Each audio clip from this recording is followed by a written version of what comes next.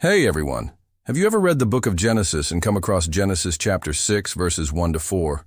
If so, did you have to read it twice because it was so shocking the first time around? Because in this passage it says that the sons of God came from heaven and married the daughters of men and bore children to them. And those children were the Nephilim, or giants, before Adam's flood.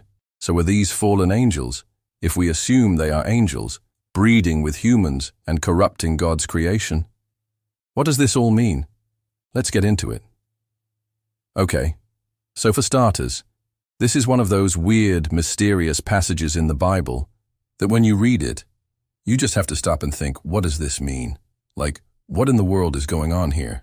The passage says, "In the days before the flood, people lived long lives. In those days, there were giants in the earth, and the earth was corrupt in God's sight and was filled with violence. God looked down on the earth and saw that it was corrupt, for all flesh had corrupted their ways upon the earth. And God said, I will destroy them with the earth." Now it seems like the most straightforward reading of this is that the world at this point wasn't perfect. There were giants living among humanity and violence was rampant, and ultimately it got so bad that God decided to flood the earth. But then you come to verse 3, which says something even more shocking. It says, "The sons of God came in unto the daughters of men in those days, and they bare children to them, and to them were born the giants, the Nephilim of old, the men of renown." So what exactly does this mean? Who are the sons of God? Are they literally the sons of God, God's literal offspring? Or are they talking about godly men who simply chose to follow God over the course of human history? Because it does say in the beginning of Genesis that God created man in his own image. So maybe it's talking about godly men.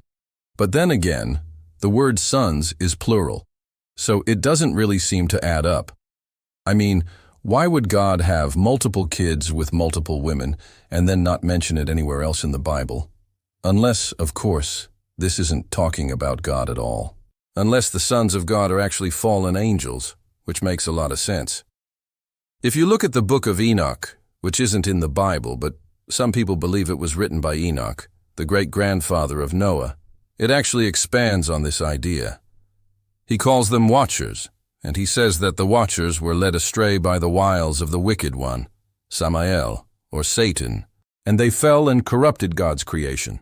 And this passage in Enoch goes into much more detail than Genesis. It says that they taught humans how to make weapons and armor, how to use bows and swords and shields, how to fight in wars, and they also taught them astrology and how to use birth control. And through this knowledge, humanity became violent and warlike. And this is why God sent the flood. So according to this extra biblical source, the Watchers, or the sons of God, whoever you want to call them, corrupted humanity through teaching them how to be violent and warlike. And this is what caused the earth to be destroyed. So at this point we have two options. Either the sons of God are fallen angels who mated with human women and produced giant babies who were so violent and evil that God had to destroy the earth, or the sons of God are godly men who lived during this period of time, and they were so righteous that God called them his sons. And maybe the reason the earth was destroyed was because of their existence. I don't know. Maybe. But either way, we know the Bible isn't done with this idea.